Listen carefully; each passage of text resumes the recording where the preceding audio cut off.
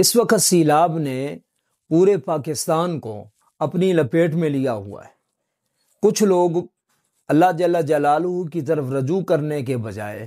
اللہ جل جلالہ کے سامنے جھکنے کے بجائے، اللہ جل جلالہ سے معافی مانگنے کے بجائے اور اپنے گناہوں والی زندگی چھوڑنے کے بجائے وہ اپنی سوسائٹی کے مالکان پر چڑھائی کیے ہوئے ہیں۔ دیکھیں، کوئی آدمی بھی یہ نہیں چاہتا کہ میری سوسائٹی میں، میرے علاقے میں، میرے محلے میں، میرے گاؤں میں، اور کم از کم درجہ یہ ہے کہ میرے گھر میں کوئی ایسی آفت آئے، کوئی پریشانی آئے، کوئی مصیبت یا تکلیف آئے یا دکھ یا درد آئے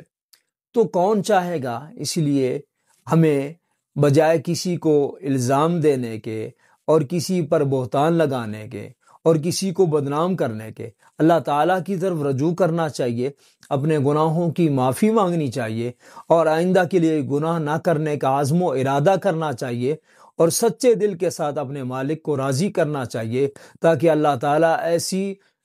موجودہ تمام پریشانیوں سے اور آئندہ آنے والی تمام پریشانیوں سے ہمیشہ ہماری حفاظت فرمائے۔